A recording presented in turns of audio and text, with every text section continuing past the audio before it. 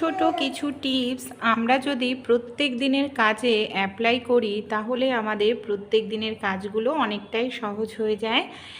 ঘন্টার কাজ যেগুলো সেগুলো মিনিটেই শেষ করে ফেলতে পারি। চলুন আজকে টিপস আমরা দেখে নিই। আমরা যখন কোনো কিছু ফল বা ড্রাই ফ্রুটস কিনে নিয়ে আসি, এই ধরনের যে ব্যাগগুলো পাই, অনেক সময় এই ধরনের ব্যাগগুলোকে কোনো কাজেই ব্যবহার করি না। তা এই ধরনের ব্যাগগুলোকে আমরা ব্যবহার করতে পারি বন্ধুরা শাক ধোয়ার কাজে। অনেক সময় শাক কাটার পর সেই শাকটাকে আমরা জল দিয়ে ধুতে গেলে জল থেকে তুলতে অসুবিধা হয়, একটা একটা করে তুলতে লাগে, সময় লেগে যায়, শাকেও প্রচুর জল থাকে। তাই এই ধরনের নেটের ব্যাগগুলো ফেলে না দিয়ে এইভাবে শাকটাকে ভরে নিয়ে আমরা যদি শাকটা ধুই, একটি একটি করে শাক জলের থেকে তুলতে লাগবে না, শাকেও অনেকটা পরিমাণ জল থাকবে না। অনেক সময় দেখা যায় আমরা যখন জামা কাপড় কাচি, শাড়ি ব্লাউজ একসঙ্গে দিই ওয়াশিং মেশিনে বা হাতে কাচলেও সমস্যাটা কি হয়, ব্লাউজের মধ্যে না হুক থাকে, আর ব্লাউজের মধ্যে যে হুকটা থাকে সেটা অন্যান্য জামা কাপড়ের মধ্যে বেঁধে আটকে যায়, এমনকি সেই জামা কাপড় আমাদের ছিঁড়ে নষ্ট হয়ে যায়।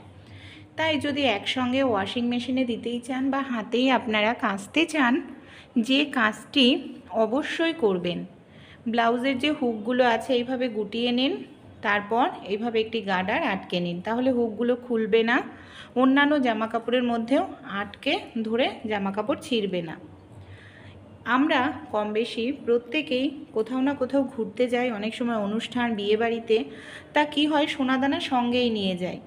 ব্যাগে টলি ব্যাগে বা নর্মাল ব্যাগে নিলে সোনাদানা টাকা পয়সা চুরি হয়ে যাওয়ার সম্ভাবনা থাকে। তা আমরা মহিলারা তো শাড়ি পরেই থাকি, শাড়ির সঙ্গে সায়া পরি, এইভাবে একটি জুয়েলারি ব্যাগ সায়ার মধ্যে সেফটি পিনের সাহায্যে আটকে নিয়ে জুয়েলারি ব্যাগের মধ্যে টাকা সোনাদানা নিয়ে গেলে আমাদের সঙ্গে শরীরের সঙ্গেই থাকবে, এমনকি ব্যাগে থেকে হারিয়ে যাওয়ার সম্ভাবনাও থাকবে না। ভালো লাগলে ট্রাই করে দেখবেন। আমরা অনেকেই আমাদের বাড়িতে যেই ধরনের চটের ব্যাগ থাকে সেই ধরনের চটের ব্যাগগুলো দরজার সামনে পাপোশ হিসাবে দিয়ে রাখি, বা বাথরুমের সামনে, দেখতে ভীষণ বাজে লাগে।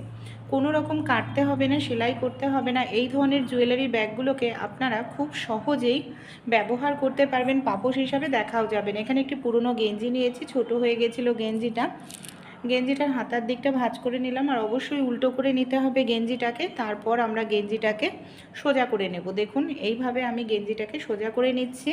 যে বস্তাটা আমরা নিয়েছি বস্তাটা গেঞ্জির ভেতরে ঢুকে যাবে, গেঞ্জিটাও বোঝা যাবে না যে আমরা এখানে গেঞ্জি ব্যবহার করেছি, বস্তাটাও সুন্দরভাবে কভার হয়ে যাবে কোনো রকম সেলাই কাটিং ছাড়াই। আপনারা এইভাবে পাপোশ তৈরি করুন, দেখতেও ভালো লাগবে, সেলাই কাটিংয়েও প্রয়োজন পড়বে না। এই ধরনের যে সায়া হয়, বাচ্চাদের প্যান্টে দড়ি হয়, অনেক সময় কি হয় জানেন, সায়া বা বাচ্চাদের প্যান্টের দড়িগুলো বারবার খুলে যায় আর বারবার আমাদের পরাতে লাগে। তাই বারবার পরানোর প্রয়োজন নেই। আপনারা এইভাবে সায়া বা প্যান্টের দড়ির সমান করে নিয়ে সুতোর সাহায্যে একটু সেলাই করে নিন। এইভাবে সামান্য একটু সেলাই করে নিলে কি হবে, দড়ির সঙ্গে কাপড়ের সেলাই করে নিলে আর কখনোই দড়িটা ভেতরে ঢুকবে না, আর বারবার দড়ি পরানোর দরকারও পড়বে না। আমাদের বাড়িতে যে এই ধরনের চশমার বক্সগুলো থাকে না, অনেক সময় কি হয় যে দেখা যায় চশমা নষ্ট হয়ে গেছে, নতুন চশমা নিয়ে আসি, তার সঙ্গে আবার নতুন বক্স দেয়, বক্সগুলোকে ফেলেই দিই। তো এই ধরনের বক্সগুলোকে আমরা কাজে লাগাতে পারি। অনেক সময় ঘুরতে যাওয়ার সময় আমাদের ছোট ছোট জিনিসগুলো ব্যাগের মধ্যে একসঙ্গে রাখলে খুঁজে পেতে অসুবিধা হয়। তো এই ধরনের মধ্যে আমরা ওষুধ, আমাদের কানের গলার চেন, লিপস্টিক, আইলাইনার, কাজল এগুলো নিয়ে যেতে পারি, ব্যাগের মধ্যে নিয়ে যেতেও সুবিধা হবে, আর একটা নির্দিষ্ট জায়গায় থাকবে, খোঁজাখুঁজির প্রয়োজন পড়বে না, যখন যেটা প্রয়োজন একটি ছোট্ট বক্সের মধ্যে পেয়ে যাব। এই ধরনের জামা কাপড়ের ক্লিপ প্রত্যেকেই আমরা ব্যবহার করে থাকি, আর আমাদের প্রত্যেকের বাড়িতেই কিন্তু থাকে। এখানে আমি একটু তামার তার নিয়ে নিয়েছি। তামার যে ইলেকট্রিক তারের মধ্যে যে তামার তারটা থাকে তার ভেতর থেকে আমি তামার তার নিয়েছি। এবার তারটাকে মতো ভাঁজ করে আমাদের এই যে জামা কাপড়ের ক্লিপের মধ্যে তামার তারটাকে রেখে সেলুটেপ নিয়ে নিয়েছি। সেলুটেপের সাহায্যে এটাকে ভালো করে আমি এইভাবে আটকে নিলাম। এইভাবে সেলুটেপ দিয়ে আটকে নিন, রোজ রোজ করতে হবে না, একদিন তৈরি করলেই অনেক দিন ব্যবহার করতে পারবেন। কি কাজে এটাকে আমরা কোথায় ব্যবহার করব চলুন তাহলে দেখে নিই। অনেক সময় সুতো পরাতে সূচে অসুবিধা হয়, যাদের চোখে সমস্যা এই সমস্যাটা আরও বেশি দেখা দেয়। তাই এরকম একটি জিনিস তৈরি করে নিয়ে তামার তারের মধ্যে সুচটাকে আগে সবার প্রথমে আপনারা ভরে নেবেন।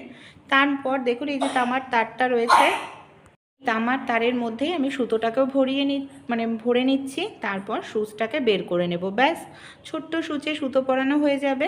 আপনারা এটার সাহায্যে যখন প্রয়োজন তখনই সুতো পরিয়ে নিতে পারবেন। অনেক সময় দেখা যায় আলু, পটল এই জাতীয় সবজিগুলো নুন হলুদ মেখে রান্না করলে তাড়াতাড়ি হয়ে যায়, কম তেলেও ভাজা হয়ে যায়।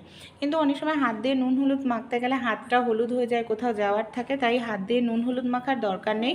পটল আলুতে আপনারা নুন বা হলুদ দিয়ে দেবেন। তারপর এইভাবে পাত্রটা একটু ঢাকনা দিয়ে ঢেকে ঝাঁকিয়ে নেবেন। হাত না লাগিয়েই দেখবেন খুব সুন্দরভাবে আপনারা পটল কিংবা আলুর মধ্যে সহজেই নুন মেখে নিতে পারবেন। ভালো লাগলে ট্রাই করে অবশ্যই দেখবেন। এখানে আমি পলিথিন কেটে নিয়েছি, 4টে পলিথিন চৌকো করে কেটে নিয়েছি। পলিথিনের মধ্যে রুটি তৈরি করা লেচি রেখে শুকনো আটা ছড়িয়ে দিচ্ছি, তার উপরে আবার একটি পলিথিন দিয়ে দিচ্ছি, আবার একটি রুটি তৈরি করা লেচি দিয়ে দিচ্ছি। অনেক সময় হাতের কাছে বেলন চাকি থাকে না, বা একটা একটা করে গরমের মধ্যে রুটি বেলতেও আমাদের কষ্ট হয়। তাই আপনারা একটা বা একসঙ্গে 10-12টা রুটি বেলে নিতে পারবেন একটি রুটি বেলার সময় বেলন চাকি ছাড়াই। দেখুন ওপরে একটি থালা আমি নিয়ে নিয়েছি, থালা দিয়েই আমি হালকা করে এইভাবে চাপ দিতে থাকবো আর গোল ঘোরাতে থাকবো। তাহলে একসঙ্গে দেখুন কত সহজেই পারফেক্ট রুটি তৈরি করে নিতে পারলাম। কোনো রকম বেলন চাকির প্রয়োজন পড়লো না। পলিথিনগুলোকে রেখে দেব, আবার এটার সাহায্যে রুটি বেলে নিতে পারবো। আপনারা কখনো শাড়িতে প্যাডের ব্যবহার করেছেন বা জামা কাপড়ে? আমাদের আলমারিতে এমন অনেক জামা কাপড় থাকে, শাড়ি থাকে, যেগুলো হয়তো 2-3 বছরেও পরা হয় না, কিন্তু আমরা রেখে দিই।